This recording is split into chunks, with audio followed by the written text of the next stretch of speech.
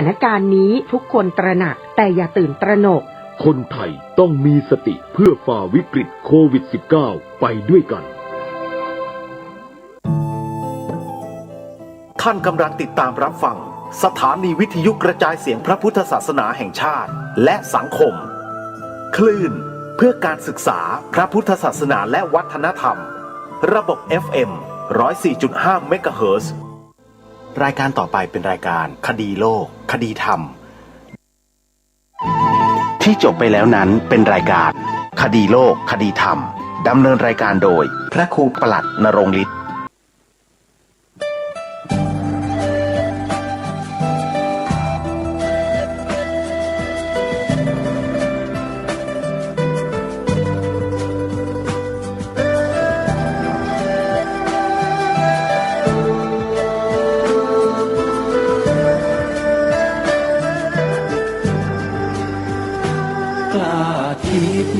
ก็ต้องกล้า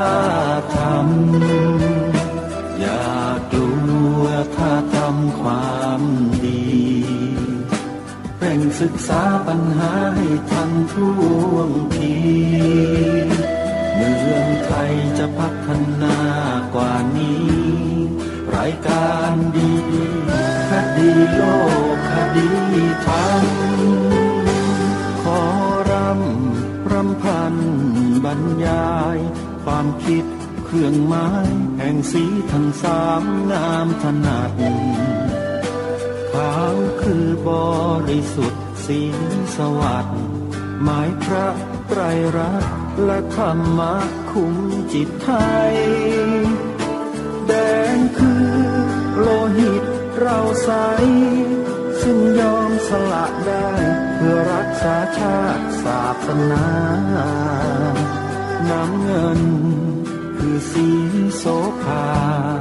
อันจอมประชาถ้าโปรดเป็นของส่วนองค์จับริ้วเข้าเป็นไตรรงค์จึงเป็นสีธงที่รักแห่งเราชาวไทยทหารอวตารนำไปยงยุทธวิชัยวิชิตก็ถูเกียรติสยามประเทศไทยที่เจริญมั่นคงมาได้จนถึงทุกวันนี้มิได้เกิดขึ้นจากความหวาดกลัวอย่างคลาดเขลาแต่บรรพบุรุษไทยของเราทุกยุคทุกสมัยล้วนแต่มีความกล้าหาญและชาญฉลาด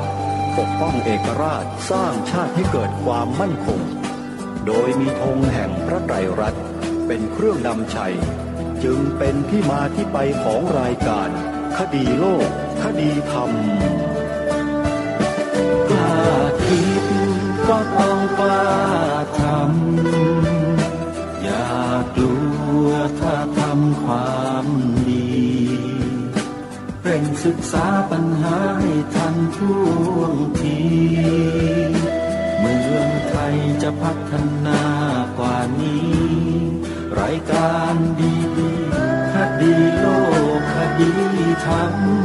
รายการดีคดีโลกคดีธรรม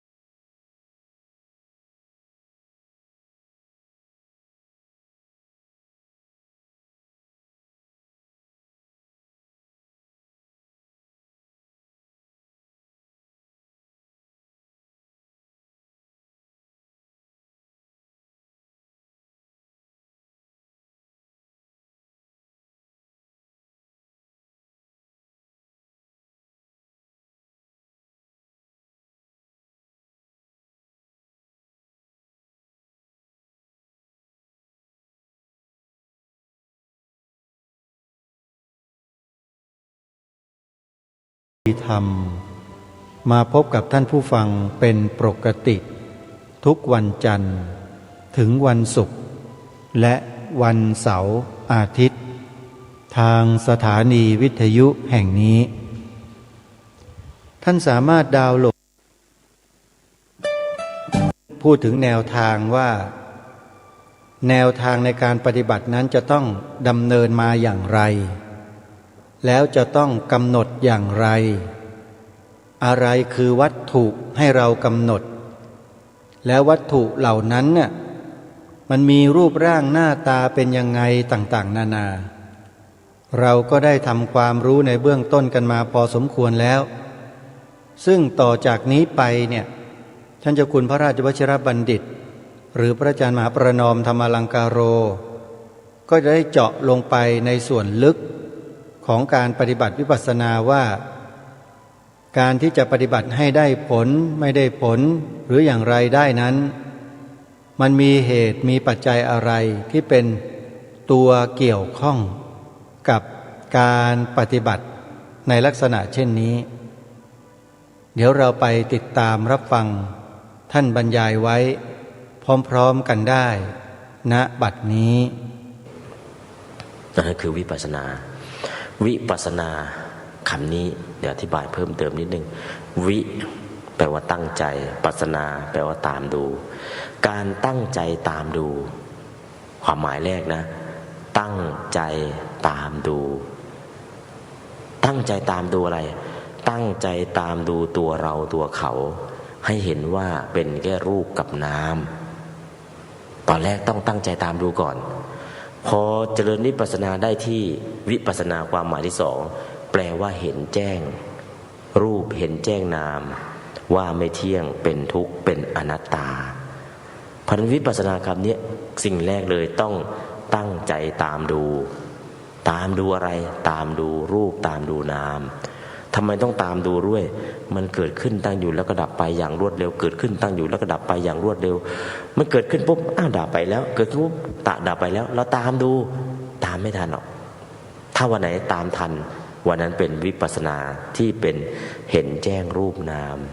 ว่าไม่เที่ยงเป็นทุกข์เป็นอนัตตาเกิดปุ๊บรู้ปั๊บเกิดปุ๊บรู้ปั๊บอันนี้คือตัววิปัสสนาที่ชัดเจนตอนแรกต้องตามดูก่อนตามทันวันไหนก็จะเห็นชัดเจนเพราะนั้นก็วิปัสสนาจึงมีอนุปัสสนา7ประการทุกขานุปัสสนาตามดูทุกข์อนิจจานุปัสสนาตามดูความไม่เที่ยงอสุภานุปัสสนาตามดูความเป็นของไม่สวยไม่งามนะก็ปฏินิสสขานุปัสสนาตามดูความสละคืนอนุปัสสนาจึงมี7ใครจะตามดูอะไรก็ตามดูให้ทันพอตามดูทันแล้ววิปัสสนาก็ชัดเจนขึ้นมาอันนั้นคือวิธีการปฏิบัติ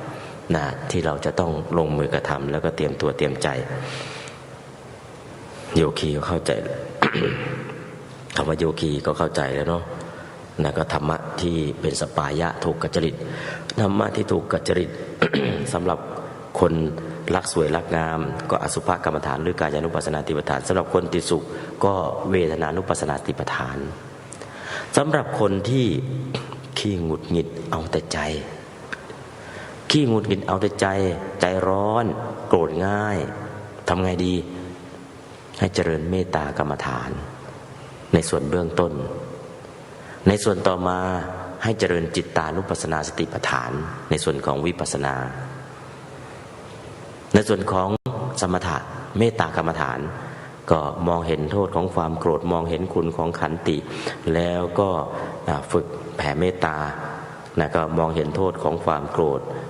เขาเท่ากับนั่งจุดไฟเผาตัวเองมองเห็นคุณของขันติถ้าเราอดทน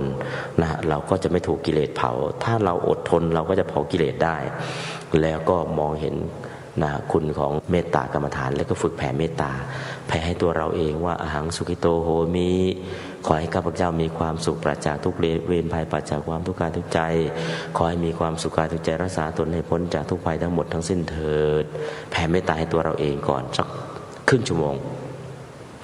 พอแผ่เมตตาให้ตัวเราเองต่อมาแผ่เมตตาให้ใครต่อ ขอให้คุณพ่อคุณแม่ที่ยังมีชีวิตอยู่ครูบาอาจารย์ที่มีชีวิตอยู่จะได้มีเวรจะได้มีภัยจะได้มีใครมาเบียดเบียนจะได้มีความทุกข์กายทุกข์ใจขอให้มีความสุขกายทุกข์ใจรักษาตนให้พ้นจากทุกภัยทั้งหมดทั้งสิ้นเถิดพ่อแม่ครูบาอาจารย์จบแล้วเพื่อนๆขอให้เพื่อนๆญาติสนิทมิตรสหายทั้งหลายจงอย่าได้มีเวรอย่าได้มีภัยอย่าได้มีใครมาเบียดเบียนอย่าได้มีความทุกข์กายทุกข์ใจขอให้มีความสุขกายสุขใจรักษาตนให้พ้นจากทุกภัยทั้งหมดทั้งสิ้นเถิดแผ่เมตตาให้เพื่อนๆและตอนสุดท้ายคนที่ไม่ถูกกันเป็นศัตรู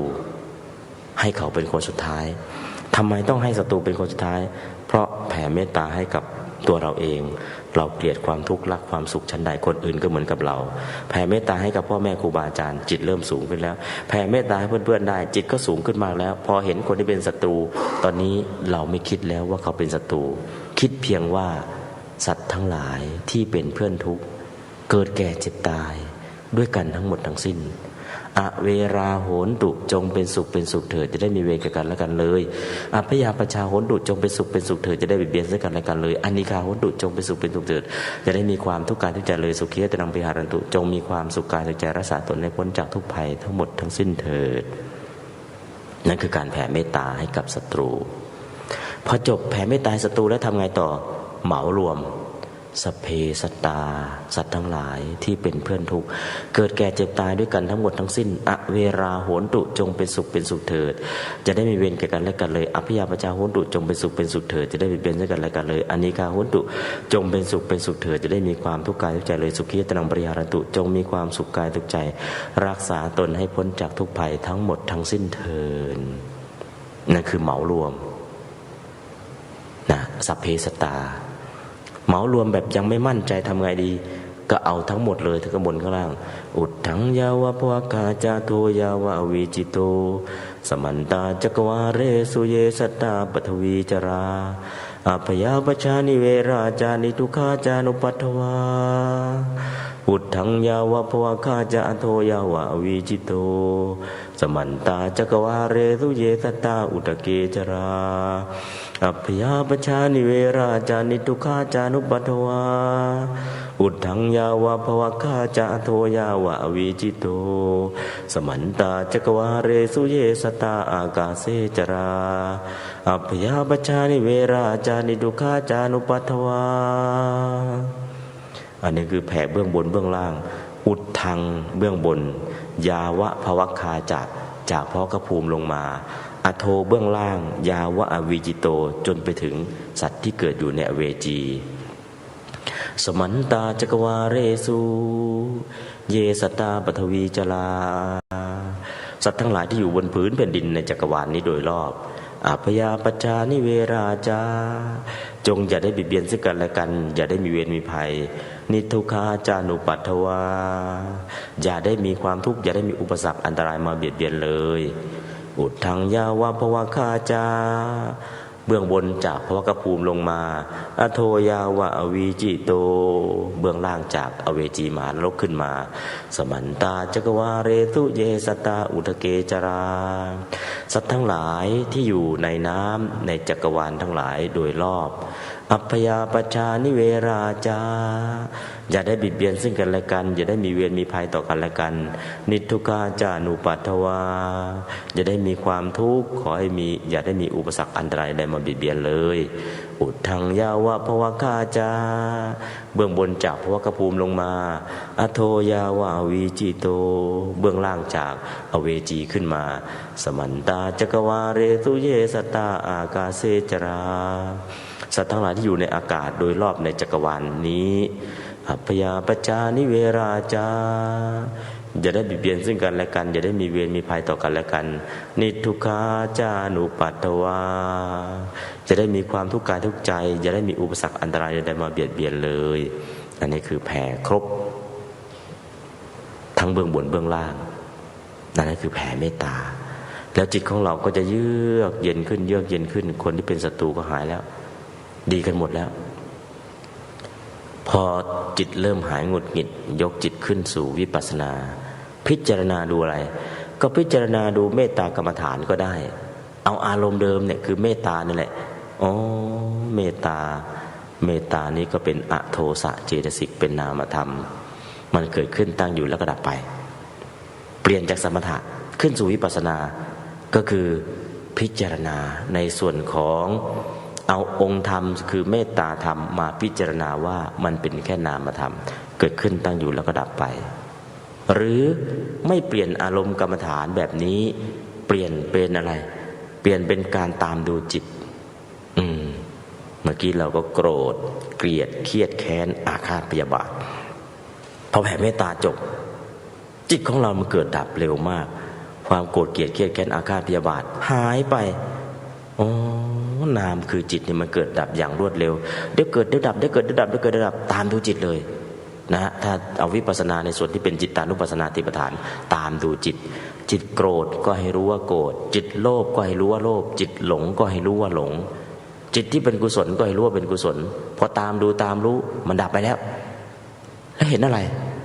เห็นการเกิดการดับอะไรเกิดดับล่ะจิตคือนามธรรมมันเกิดดับอย่างรวดเร็วเห็นการเกิดดับอย่างรวดเร็วหมายถึงอะไรนั่นแหละบอกถึงอนิจจังคือความไม่เที่ยงสักพักหนึ่งโลภเกิดแล้วพอตามดูทันความโลภก็ดับไปแล้วสักพักหนึ่งจิตโกรธเกิดขึ้นแล้วตามดูทันจิตโกรธก็ดับไปแล้วสักพักหนึ่งจิตเป็นกุศลตามดูทันจิตเป็นกุศลก็ดับไปแล้วจิตของเรามันเกิดดับอย่างรวดเร็วตามดูพอตามดูก็จะเห็นว่าโอ้พอตามดูเสร็จปุ๊บตามทันความโกรธก็ไม่เกิดอยู่นานแป๊บเดียวหายไปเพราะเราตามดูตามทันถ้าเราตามไม่ทันโกรธเกลียดเครียดแค้นอาฆาตพยาบาทมันจะเกิดขึ้นต่อเนื่องพอตามทันปุ๊บมันหยุดทันทีโอ้โกรธแล้วพอรู้โอ้โกรธแล้วโอ้จิตโกรธเป็นอย่างนี้เองพอตามดูตามรู้ตามทันปุ๊บมันดับลงอันนี้ก็คือจิตตานุปัสสนาติปฐานสำหรับคนขี้หงุดหงิดเอาแต่ใจอารมณ์ร้อนฉุนเฉียวให้ตามดูจิตหรือเอาสมถกรรมฐานก่อนคือเมตตากรรมฐานแล้วก็ยกจิตขึ้นสู่วิปัสสนาอันนี้ก็คือสำหรับคนโทสะจริตนะส่วนคนโมหะจริตหรือวิตกจริตทำไงดีโมหะจริตหลงไปตามกระแสใครดึงไปทางไหนก็ไปนะโมหะจริตแล้วก็วิตกจริตคิดมากฟุ้งซ่านทำไงดีก็เอาลมคืออานาปานะลมหายใจเข้าออกผูกจิตเหล่านั้นมาอยู่กับลมทำยังไงดีหายใจเข้ายาวๆพอหายใจเข้าเต็มปอดหยุดกั้นหายใจไว้2 วินาทีแล้วก็ผ่อนลมหายใจออกให้หมดพอลมหายใจหมดหยุดกั้นไว้2 วินาที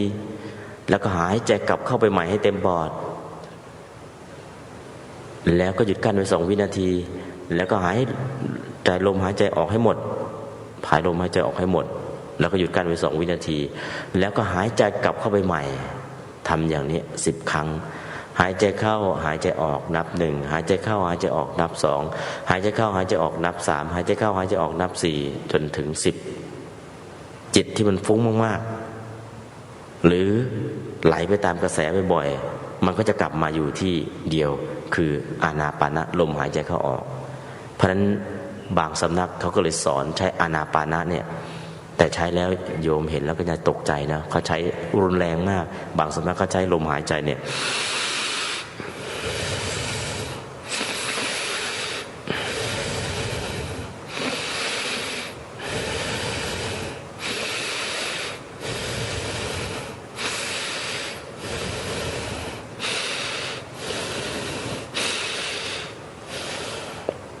เป็นยังไงโยมหมดแรงเนาะ หมดแรงน้ำมูกน้ำหูน้ำตาจะไหลออกมา แล้วคนเป็นร้อยเป็นพันหายใจแบบเดียวกันแบบเนี้ยคือคนหายใจพร้อมกันอย่างเนี้ยทั้งห้องเลยเสียงอะไรดังชุดแชด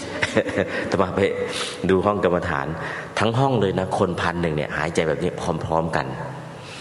สัก5 นาทีเสียงหายใจดังหายเงียบกริบลมหายใจก็ไม่ได้ยินเลยเกิดอะไรขึ้น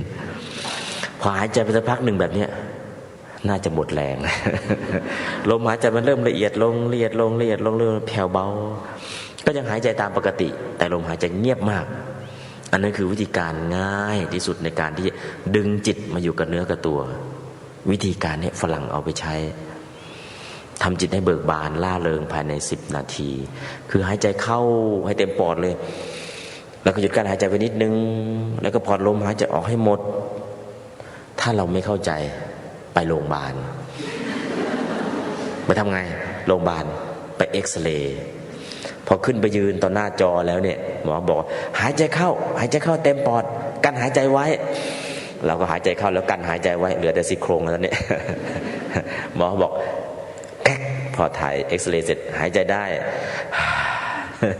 หายใจกลับเข้าไปอีกครั้งนึงแล้วกั้นหายใจไว้นะหรือใครเข้าไป MRI ก็เหมือนกันหมอก็จะบอกว่าหายใจเข้าให้เต็มปอดกั้นหายใจไว้ให้ตอนเข้าไปใน MRI เนี่ยหมอให้หายใจกั้นหายใจนานพอสมควรทำไมไม่บอกหายใจทักทีไม่บอก เข้าไปในเครื่อง MRI เข้าไปทั้งตัวเนี่ยหมอไม่บอกให้หายใจทักทีมันเกือบจะสิ้นใจแล้วนะ เราอยู่หายใจได้รอตายไปเข้าไปในเครื่องเอ็กซเรย์ทั้งตัวเนี่ยให้กั้นหายใจยาวนานมากก็เห็นพอกั้นหายใจแล้วไปไหนจิตมันไม่ไปไหนเลยอยู่กับเนื้อกับตัวมันกลัวตาย มันกลัวตายบอกหมอให้กั้นหายใจยาวๆเนี่ยชักจะไปแล้วนะเพราะนั้นก็เลยฝึกหายใจไว้ตอนเนี้ยตอนไปเอ็กซเรย์หรือเข้าเครื่อง MRI เราก็จะได้รู้ว่ามันต้องกั้นหายใจยาวขนาดไหนเป็นการดึงจิตมาอยู่กับเนื้อกับตัวได้อย่างรวดเร็วทางนั้นบอกให้เอาจิตมาเนี่ยเอาไม่ได้คิดเรื่องนู้นคิดเรื่องนี้จิตมันฟุ้งแต่พอเอาลมหายใจเข้าใส่ก็เต็มที่เลยมันมาอยู่กับเนื้อกับตัวพออยู่กับเนื้อกับตัวเสร็จแล้วเนี่ยจิตมันอยู่กับเนื้อกับตัวหายใจเข้าก็รู้หายใจออกก็รู้สมาธิมันก็เกิดขึ้นอย่างรวดเร็วอันนี้สำหรับคนวิตกจริตและโมหะจริตวิตกจริตคิดมากฟุ้งไม่ต้องกลัวใช้อานาปนะผูกได้โมหะจริตไหลไปตามกระแสไม่ต้องกลัวใช้โมหะช่วยได้เพราะนั้นบางทีก็ใช้หายใจเข้าภาวนาว่าพุทกั้นหายใจไว้2 วินาทีหายใจออกภาวนาว่าโธ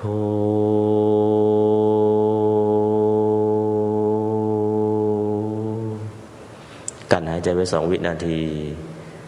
หายใจเข้าภาวนาว่าพุทกั้นหายใจไว้2 วินาทีหายใจออกภาวนาว่าโธ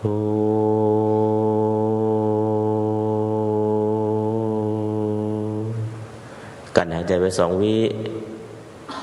หายใจเข้าภาวนาว่าพุ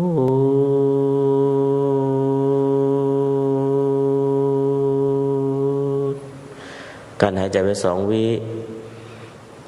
หายใจออกภาวนาว่าโธ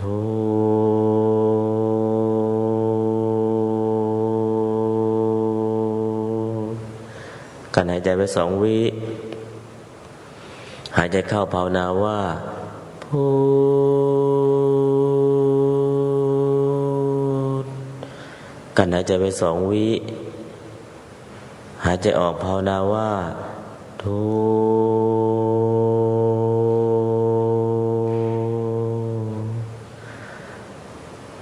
ถ้าทำไม่ทันเป็นไงโยมพุทโธ ทำไม่ทันแล้วมันไม่ไหวเพราะนั่นคือการที่ทำอย่างนี้ช้าๆเป็นการผูกจิตมาอยู่ในอารมณ์คืออานาปานหายใจเข้าหายใจออกมันจะมีสมาธิเร็วที่สุดสำหรับคนคิดมากให้หายใจเข้าแรงๆนิดหนึ่งหายใจเข้ายาวๆแรงๆให้เต็มปอดเลยแต่คิดมากอะไรนะฟุ้งมากๆฟุ้งมากฟุ้งมากฟุ้งอะไรเราอยู่เอาเลยหายใจเต็มปอดเลยหายใจดังๆให้เต็มปอดสักพักหนึ่งแล้วหายใจเข้าหายใจออกเนี่ยหายใจเข้าให้เต็มปอดแล้วกั้นไว้แล้วก็ผ่อนลมหายใจออกให้หมดแล้วกั้นไว้แล้วก็หายใจกลับเข้าไปใหม่ไม่ถึง10 นาทีมันสงบจริงๆอันนี้ก็ทดลองทำดูแล้วนะทดลองทำดูมันก็ใช้ได้สำหรับอานาปานสตินะจิตอยู่กับเนื้อกับตัวเร็วที่สุดรวบรวมจิตให้มาอยู่กับเนื้อกับตัวเพราะนั้นอานาปานสติเหมาะสำหรับคนโมหะจริตและวิตกจริตโดยเฉพาะและอานาปานสติเนี่ยใช้อีกคำศัพท์หนึ่งใช้คำว่าสัพพัทธกกรรมฐานคำว่าสัพพัทธกกรรมฐานคืออะไรกรรมฐานที่ใช้กับทุกที่ทุกคนทุกจริตถ้านึกไม่ออกบอกไม่ถูกว่าเราจริตอะไร ก็กำหนดลมหายใจเข้าออกเพราะอานาปานะเนี่ยเหมาะกันกับทุกจริตได้ด้วยแต่สำหรับคนวิตกจริตกับโมหะจริตเนี่ยโดยเฉพาะพิเศษเลยแต่ถ้าเราไม่รู้ว่าเราจริตอะไรเราก็อานาปานะได้เป็นสมถกรรมฐานที่ใช้ได้กับทุกจริตทุกอารมณ์อันนี้ก็คือในเรื่องของการกำหนดลมหายใจเข้าออกนะลองเอาไปทำดูในส่วนของพุทธิจริตเดี๋ยวศรัทธาจริตเชื่อง่ายบางคนได้ยินอะไรเกิดศรัทธาไม่เห็นอะไรเกิดศรัทธาโดยมากคนโดยมากจะเป็นศรัทธาจริตภาพพจน์โอ้ยคนนั่งปฏิบัติเรียงแถวตรงเป๊ะเลยห้องก็สะอาดเรียบร้อยมองไปทางไหนเนี่ยไม่ขวางหูไม่ขวางตาเลยมองไปได้สบายหูสบายตาเกิดอะไรขึ้นเกิดศรัทธาทันทีคนที่เกิดศรัทธามากที่สุดศรัทธาจริตมากที่สุดคือเห็นอะไรเป็นระเบียบเรียบร้อยมองไปแล้วสบายอกสบายใจอันนี้คือคนศรัทธาจริตจะได้อารมณ์ขึ้นมาทันทีเกิดเชื่อเกิดเลื่อมใสขึ้นมาทำยังไงดีถ้าศรัทธาง่ายเมื่อเห็นภาพพจน์ดีให้เจริญพุทธานุสติกรรมฐานอะไรคือพุทธานุสติกรรมฐานเอาจิตไประลึกถึงพุทธคุณอิติปิโสภะคะวาแม้เพราะเหตุนั้นพระผู้มีพระภาคเจ้าพระองค์นั้นอะระหังเป็นผู้ไกลจากกิเลสอริหังเป็นผู้กำจัดข้าศึกคือกิเลสอะระหังเป็นผู้ไม่ทำความชั่วแม้อยู่ในที่ลับอรหังเป็นผู้สมควรรับทักษิณาทานสัมมาสัมพุทโธเป็นผู้ตรัสรู้แจ้งอริยสัจทั้งสี่ได้โดยพระองค์เองแล้วสามารถนำอริยสัจทั้งสี่ไปบอกกล่าวสั่งสอนผู้อื่นให้รู้ตามได้ด้วยวิชชาจารณสัมปันโนเป็นผู้ถึงพร้อมด้วยวิชชา3และจารณะ15สุขโตเป็นผู้เสด็จไปดีแล้วเป็นผู้ตรัสพระดำรัสอย่างถูกต้องแล้วโลกวิทูเป็นผู้รู้แจ้งโลกทั้ง3คือกามโลกรูปโลกอรูปโลกก็สวดไปน้อมจิตไปสวดไปน้อมจิตไปจะเกิดอะไรขึ้นจะเกิดศรัทธาอย่างถูกต้องในพระรัตนตรัยเมื่อเกิดศรัทธาแล้วจะเกิดอะไรคือศรัทธาในพระรัตนตรัยอย่างเต็มเปี่ยมต่อไปก็เกิดปีติคุถกาปีติคณิกาปีติอุเพงกาปีติโอกันติกาปีติอุเพงคาปีติพรณาปีติ5ขั้นจะเกิดขึ้นพอเกิดปีติแล้วทำยังไงน้ำหูน้ำตาก็ไหลคุถกาปีติเกิดขึ้นแล้วขนลุกชูชันไปทั่วร่างกายจิตใจเรายังลงไปในพุทธคุณอย่างลึกซึ้งทุกสัดส่วนของร่างกายของเราของจิตใจของเราเนี่ยแผ่ซ่านไปด้วยพลังของปีติเรียกว่าทั้งกายทั้งใจเนี่ยอิ่มสุดจิตใจเบิกบานละเริงแจ่มใสมากๆข่มปีติยกจิตขึ้นสู่วิปัสสนาข่มปีติยกจิตขึ้นสู่วิปัสสนาพิจารณาตัวเวทนาที่เป็นปีตินั่นแหละเป็นอารมณ์เจริญวิปัสสนาต่อไปได้เลยข่มปีติแล้วยกจิตขึ้นสู่วิปัสสนาสำหรับคนศรัทธาจริตเพราะฉะนั้นถ้าศรัทธาแล้วเนี่ยสิ่งแรกดึงให้มาศรัทธาในสิ่งที่ถูกคือดึงเข้ามาในพระรัตนตรัยหรืออิติปิโสก็สวดไม่ได้เอาอะไรดีท่านนะโมตัสสะพอสวดได้ไหมนะโมได้ก็เอานะโมได้แหละนะโมตัสสะ คะวะโต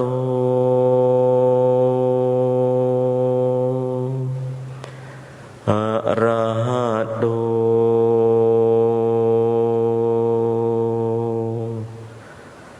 สัมมาสัมพุทธัสสะ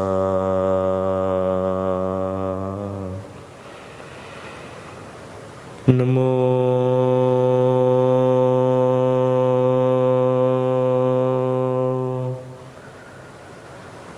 ตัสสะ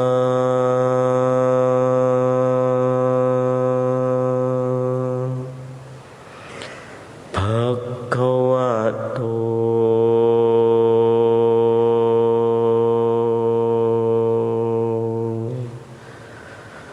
อะระหะโต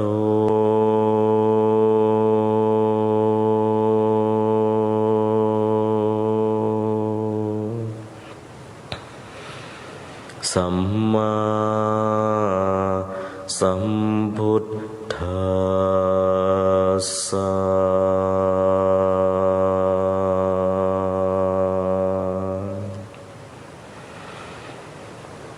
นะโม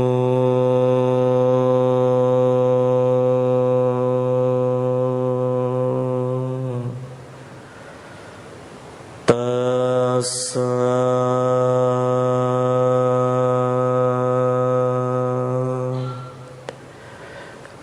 ภะคะวะโต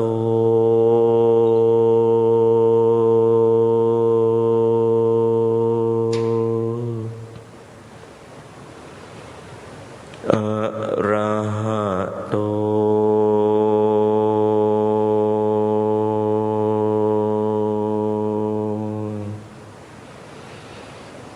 สัมมาสัมพุทธัสสะ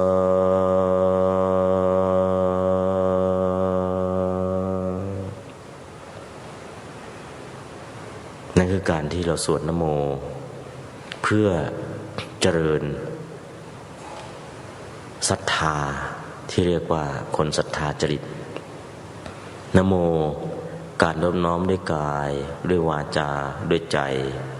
มีของข้าพเจ้าผู้กำลังนั่งสวดนั่งสาธยายอยู่อัตถุขอจงมีตัสสะภะคะวะโตแด่พระผู้มีพระภาคเจ้าพระองค์นั้นผู้ตรัสรู้มาแล้ว 2,600 กว่าปีพูดถึงพร้อมด้วยพระคธรรม6ประการมีพระมหากรุณาธิคุณอันยิ่งใหญ่อรหะโตผู้ห่างไกลจากกิเลสพูดถึงพร้อมด้วยพระบริสุทธิคุณคืออรหัตตมรรคญาณสัมมาสัมพุทธัสสะผู้ตรัสรู้ชอบอริยสัจทั้งสี่ได้โดยพระองค์เองคือผลญาณผู้เต็มเปี่ยมด้วยพระปัญญาธิคุณมาน้อมจิตเข้าไปน้อมเข้าไปในการสวดการสาธยายพร้อมทั้งน้อมนึกความหมายของแต่ละคำที่เราสวดไปศรัทธาก็จะเริ่มเกิดขึ้นเมื่อศรัทธาเกิดขึ้นแล้วปีติก็จะเกิดตามมาตามลำดับเมื่อปีติเกิดขึ้นตามลำดับคุถกาปีติคณิกาปีติอุเพงคาปีติเกิดขึ้นแล้วจนเกิดศรัทธาอย่างเปี่ยมล้นน้ำหูน้ำตาไหลขึ้นมาข่มปีติยกจิตขึ้นสู่วิปัสสนาเปลี่ยนจากอารมณ์พุทธานุสติเป็นอารมณ์คือปีติซึ่งเป็นนามธรรมแทนพิจารณาคือนามธรรมคือปีติก็เป็นวิปัสสนาไปได้เลยหรือดึงเข้าไปสู่วิปัสสนาในส่วนที่เป็นจิตตานุปัสสนาติปฐานปีติที่เกิดขึ้นก็ไม่เที่ยงเพราะเกิดขึ้นนั่นอยู่แล้วก็ดับไปจะดึงเข้าไปสู่วิปัสสนาหมวดโน้นก็ได้สำหรับคนศรัทธาจริตให้เริ่มต้นด้วยการสรรเสริญพุทธคุณธรรมคุณสังฆคุณสวดช้าๆสวดชัดๆแล้วก็น้อมจิตเข้าไปในอารมณ์ในเนื้อหาของบทแปลเราก็จะเห็นแต่ละบทกว่าพระองค์จะได้ตรัสรู้พ ระองค์ต้องบำเพ็ญทานบารมีศีลบารมีเนกขมะบารมีสัจจะบารมีทานบารมีขันติบารมีวิริยะบารมีเมตตาบารมีปัญญาบารมีอุเบกขาบารมีเป็นที่สุดบารมีทั้ง10ประการนี้พระองค์บำเพ็ญมา4อสงไขยแสนมหากัปนับเฉพาะเวลาที่ได้รับพยากรณ์แล้วแต่นับข้างหน้าด้วยนะรวมเป็นทั้งหมด20อสงไขยแสนมหากัปโอ้กว่าจะได้เป็นพุทธเจ้าต้องลงทุนบำเพ็ญบารมีคือความดีทั้ง10ประการเนี่ยยาวนานขนาดนี้เชียวหรือเราเองแค่มาปฏิบัตินิดๆหน่อยๆอยากจะได้ผลทันทีมันไม่ใช่พระองค์กว่าจะได้ผลเหล่านี้มาพระองค์ต้องลงทุนระยะเวลาถึง20อสงไขยแสนมหากัปเรายังไม่ได้ลงทุนถึงขนาดนั้นเพราะฉะนั้นเราก็จะเห็นว่าโอ้พุทธคุณอันยิ่งใหญ่แต่ละบทที่พระองค์ทรงได้ไม่ใช่ไปบำเพ็ญทุกขกิริยา6 ปีแล้วก็กลับมาเดินเส้นทางสายกลางและตรัสรู้อันนี้เป็นปลายเหตุต้นเหตุคือการบำเพ็ญบารมีทั้ง10ประการมีทานบารมีเป็นต้นจนถึงอุเบกขาบารมีเป็นที่สุดศีรษะของพระองค์บริจาคไปนับจำนวนไม่ถ้วนดวงตาที่พระองค์บริจาคไปมากกว่าดวงดาวบนท้องฟ้าโลหิตที่พระองค์บริจาคออกไปมากกว่าน้ำในมหาสมุทรชีวิตที่พระองค์บริจาคออกไปก็นับจำนวนไม่ถ้วนเพราะฉะนั้นทานบารมีอย่างเดียวเราก็เห็นตั้งแต่ชาติแรกจนกระทั่งชาติสุดท้ายคือเป็นเวสสันดรชาดกก็สละออกไปทุกอย่างอีกให้ดูว่าทานบารมีทำอย่างนี้ศีลบารมีบำเพ็ญอย่างนี้เนกขมะบารมีทำอย่างนี้สัจจะบารมีขันติบารมีอธิษฐานบารมีขันติบารมีวิริยะบารมีเมตตาบารมีปัญญาบารมีอุเบกขาบารมีแต่ละอย่างพระองค์เป็นมายาวนานแสนนานกว่าพระองค์จะได้ตรัสรู้เป็นพระอรหันต์สัมมาสัมพุทธเจ้าเพราะฉะนั้นพระองค์เป็นผู้ไม่มีบุคคลเสมอเหมือนไม่มีบุคคลอื่นยิ่งไปกว่าให้ใจเราน้อมไปในพุทธคุณเหล่านี้น้อมไปก็เห็นคุณอันยิ่งใหญ่ของพระองค์ไม่ใช่คุณสักแต่ว่าสวดแต่สักแต่ว่ากล่าวเพราะเราจะเห็นว่าคุณเหล่านี้ทั้งหมดเนี่ยเวลาเรากราบพระพุทธพระทองคำโบราณเอาทองคำมาทำเป็นพระพุทธรูปแล้วก็เขียนไว้หลังพระประธานว่าไหว้พระพุทธใจอย่าหยุดอยู่ที่ทองคำไหว้พระธรรมใจอย่าหยุดอยู่ที่คัมภีร์ใบลานไหว้พระสงฆ์อย่าจำนงหมายว่าเป็นพระลูกพระหลานไหว้พระพุทธให้ใจเราน้อมไปในพุทธคุณทั้ง9ไหว้พระธรรมให้ใจเราน้อมไปในธรรมคุณทั้ง6ไหว้พระสงฆ์ให้ใจเราน้อมไปในสังฆคุณทั้ง9เมื่อใจเราน้อมไปในพุทธคุณทั้ง9ธรรมคุณทั้ง6สังฆคุณทั้ง9สิ่งแรกที่จะเกิดคือปีติโสมนัสอันล้นพ้นเราไม่ได้ไหว้พระอิฐพระปูนเราไม่ได้ไหว้พระทองคำเราไม่ได้ไหว้พระแก้วมรกตเราไม่ได้ไหว้พระสิ่งเหล่านั้นเราไหว้พระพุทธคุณทั้ง9เราไหว้ธรรมคุณทั้ง6เราไหว้สังฆคุณทั้ง9เมื่อใจเราเข้าถึงอย่างนี้สิ่งที่เกิดกับเราก็คือปีติโสมนัสอันล้นพ้นปีติโสมนัสนี้มันเกิดขึ้นเพราะการเข้าถึงพุทธคุณอย่างถูกต้องไม่ใช่เห็นว่าพระเก่าพระแก่พระศักดิ์สิทธิ์แล้วพระขลังแล้วเราก็ก้มลงกราบไม่เราก้มลงกราบพระคุณคือความเป็นอรหันต์เป็นต้นกว่าพระองค์จะได้พระคุณเหล่านี้มาพระองค์บำเพ็ญบารมีมายาวนานขนาดไหนถ้าใจเราน้อมไปอย่างนี้ปีติโสมนัสจะเกิดขึ้นความภูมิใจจะเกิดขึ้นผู้ที่เป็นผู้นำของเราคือองค์พระสัมมาสัมพุทธเจ้าพระองค์เป็นแบบอย่างให้เราเห็นอย่างกระจ่างชัดว่าพุทธคุณแต่ละบทไม่ใช่ว่าจะได้อย่างง่ายๆพระองค์ต้องลงทุนมายาวนานขนาดไหนถ้าเราพิจารณาอย่างนี้จะเห็นลึกซึ้งในพุทธคุณแต่ละบทที่เราสวดออกไปอย่างชัดเจนเพราะฉะนั้นไหว้พระพุทธใจอย่าหยุดอยู่ที่ทองคำไหว้พระธรรมใจอย่าหยุดอยู่ที่คัมภีร์เลื่อมใสในพระรัตนตรัยศรัทธาเลื่อมใสในกรรมและผลของกรรมศรัทธาเลื่อมใสในการตรัสรู้ของพระพุทธเจ้าศรัทธาอันบริสุทธิ์ที่ประกอบด้วยมหากุศลญาณสัมปยุตก็จะเกิดขึ้นกับเราตอนนั้นศรัทธาที่เขาบอกว่างมงายไม่ใช่แล้วเป็นศรัทธาที่ประกอบด้วยปัญญาเป็นศรัทธาที่ทำให้เกิดปีติโสมนัสเป็นศรัทธาที่ทำให้เราหลุดพ้นจากทุกข์ทั้งปวงอันนั้นคือคนที่มีศรัทธาจริตต้องเปลี่ยนวิธีการเข้าถึงพุทธคุณธรรมคุณสังฆคุณก่อนแล้วจึงย้อนกลับเข้าไปสู่วิปัสสนาโดยการพิจารณานามธรรมคือปีติที่เกิดขึ้นในขณะเจริญพุทธานุสตินั่นเองอันนี้คือการที่เราจะสร้างศรัทธาให้เกิดกับเราเพราะฉะนั้นสิ่งเหล่านี้ก็ฝากญาติโยมถ้าเราเกิดศรัทธาแล้วเกิดศรัทธาง่ายแต่ศรัทธาของเรายังไม่ชัดเจนว่าเราศรัทธาอะไรกันแน่ก็ลองดูเอาแค่นะโมตัสสะนั่นแหละแปลให้ได้นะโมตัสสะเนี่ยแปลได้ 1,700 ความหมายแต่เราไม่ต้องเอาถึง 1,700 ความหมายหรอก ความหมายเดียวช้าๆชัดๆง่ายๆนะโมการนอบน้อมด้วยกายด้วยวาจาด้วยใจเมของข้าพเจ้าผู้กำลังนั่งสวดนั่งกล่าวนั่งสาธยายอยู่อัตถุขอจงมีตัสสะภะคะวะโตแด่พระผู้มีพระภาคเจ้าพระองค์นั้นผู้ตรัสรู้มาแล้ว 2,600 กว่าปีพูดถึงพร้อมด้วยพระมหากรุณาธิคุณอันยิ่งใหญ่ที่เราชอบสวดว่าพระองค์มีพระกรุณาดุจห้วงมหานพนั่นแหละอรหัตตัวผู้ห่างไกลจากกิเลสในขณะที่อรหัตมรรคจิตเกิดตอนนั้นห่างไกลจากกิเลสสุดเพราะนั้นตรงนี้จึงกล่าวได้ว่าเป็นผู้ถึงพร้อมด้วยพระบริสุทธิ์ที่คุณบริสุทธิ์ผุดพองไม่มีสิ่งอื่นบริสุทธิ์เท่านี้อีกแล้วคืออรหัตโตในขณะที่อรหัตมรรคจิตเกิดขึ้นสัมมาสัมพุทธัสสะผู้ตรัสรู้ด้วยชอบโดยพระองค์เองในขณะที่อรหัตผลเกิดขึ้นความเป็นพุทธะก็มีมาสัพพัญญุตญาณอนารวญาณทศพลญาณมาครบทั้งหมดโดยบทว่าสัมมาสัมพุทธัสสะเมื่อทศพลญาณทั้ง10มาครบหมดอะไรเล่าจะมีปัญญามากกว่านี้โลกนี้นักวิทยาศาสตร์100 คนก็ไม่สู้ปัญญาบารมีไม่สู้ปัญญาธิกะของพระองค์ได้ปัญญาธิกะของพระองค์พูดถึงพร้อมด้วยปัญญาเนี่ยไม่มีปัญญาอื่นเสมอเหมือนเท่ากับปัญญาของพระองค์อีกแล้วพระองค์ทรงรู้แจ้งโลกมนุษย์โลกเทวดาโลกพรหมพระองค์ทรงสั่งสอนทั้งมนุษย์ทั้งเทวดาและพรหมพระองค์สอนได้ทั้งหมดพระองค์สอนปุถุชนให้เป็นพระอริยะเพราะฉะนั้นสิ่งเหล่านี้ก็ฝากญาติโยมว่าเมื่อเรามีศรัทธาให้เจริญพุทธคุณเอาจากนะโมตัสสะนี่แหละแล้วก็ต่อไปด้วยอิติปิโสภควาแล้วก็น้อมจิตเข้าไปในความหมายสวดช้าๆสวดชัดๆและให้ใจเราน้อมไปดื่มด่ำเข้าไปศรัทธามันก็จะเกิดอย่างล้นพ้นและศรัทธาอย่างถูกต้องที่เขาบอกว่าศรัทธางมงายมันจะไม่เกิดกับเราอีกต่อไปเป็นศรัทธาที่ประกอบด้วยปัญญาเป็นศรัทธาที่มากด้วยเหตุผลเป็นศรัทธาที่เป็นแบบอย่างที่ดีที่สุดนี่ก็ฝากในส่วนของคนศรัทธาจริตพันนะโมตัสสะนี้นะโมเนี่ยมีอยู่วิธีหลายสวดวิธีถ้านะโมแบบนันสต็อปนะโมแบบนันสต็อปคือไง3จบนี่แหละสวดไม่ต้องหยุดเลยใช้ในงานศพนะโมนันสต็อปเนี่ยใช้ในงานศพนันสต็อปคือยังไงนะโมตัสสะภะคะวะโตอะระหะโตสัมมาสัมพุทธัสสะนะโมตัสสะภะคะวะโตอะระหะโตสัมมาสัมพุทธัสสะนะโมตัสสะภะคะวะโตอะระหะโตสัมมาสัมพุทธัสสะถ้าเห็นนะโมนันสต็อปเมื่อไหร่บอกได้เลยว่ามีงานศพเกิดขึ้นแล้วเดี๋ยวนะโมแบบนันสต็อปนะอันนี้ก็จำไว้ด้วยนะโมเนี่ยมีวิธีการสวดอยู่หลายอย่างหลายวิธีด้วยกันเพราะฉะนั้นถ้าเราสวดเป็นเราก็เห็นว่าโอ้นะโมเนี่ยถ้าสวดในงานศพสวดอย่างนี้ถ้านะโมให้ศีลล่ะ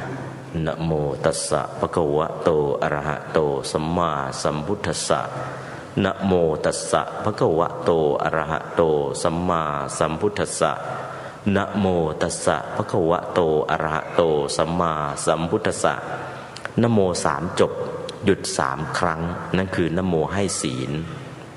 แต่ถ้านะโมเทศล่ะนะโมเทศหยุด9ครั้งนะโมตัสสะภะคะวะโตอะระหะโตสัมมาสัมพุทธัสสะนะโมตัสสะภะคะวะโตอะระหะโตสัมมาสัมพุทธัสสะนะโมตัสสะภะคะวะโตอะระหะโตสัมมาสัมพุทธัสสะถ้านะโม9ชั้นเนี่ยนะโมในงานเทศแต่ที่ให้สวดนะโมเมื่อกี้สวดตามฉันทลักษณ์คือนะโมหยุด15ครั้งนะโมแถวหนึ่งมี5บทแรกนะโมบทที่2ตัสสะบทที่3ภะคะวะโตบทที่4อะระหะโตบทที่5สัมมาสัมพุทธัสสะ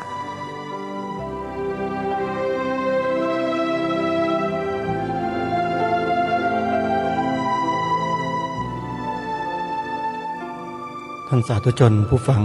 ทุกท่านเวลาของรายการหมดลงพอดีในช่วงนี้ก็ถือว่าเราได้สดับรับฟังเรื่องการปฏิบัติวิปัสสนากรรมฐานในเบื้องต้นท่านเจ้าคุณก็ได้ให้เรารู้จักการสำรวมจิตด้วยการสวดในบทต่างๆโดยเฉพาะแค่นะโมอย่างเดียวเนี่ยเชื่อว่าหลายๆท่านก็ ฟังแล้วก็อาจจะเห็นว่าเป็นเรื่องธรรมดาอะไรต่างๆแล้วแต่จะคิดนะโยมนะแต่โดยประสบการณ์และความรู้ของท่านเจ้าคุณที่เป็นองค์บรรยายที่เรากำลังฟังอยู่นี้เนี่ยท่านผ่านมาเยอะแล้วท่านก็เห็นญาติโยมมีปัญหาเรื่องการปฏิบัติเยอะท่านก็เลยสรุปให้พวกเราได้ปฏิบัติในเบื้องต้นกันในแบบนี้นะฮะโยมท่านสาธุชนทั้งหลายเพราะฉะนั้นเดี๋ยววันพรุ่งนี้เรามาติดตามรับฟังกันต่อยังเหลือเนื้อหาอีกเยอะทีเดียวเราคงจะได้ฟังสิ่งที่ดีๆต่อจากวันนี้ไปอีกเป็นจำนวนมากมายทีเดียวเดี๋ยวไว้คอยติดตามรับฟังกันในวันต่อไปวันนี้เวลาของรายการหมดอาตมาภาพต้องขอสมมุติยุติไว้แต่เพียงเท่านี้ก่อนไว้พบกันใหม่ในวันต่อไปขอความสุขสวัสดีในธรรมแห่งองค์สมเด็จพระบรมศาสดาสัมมาสัมพุทธเจ้าจงปรากฏเกิดมีขึ้นในจิตใจของท่านผู้ฟัง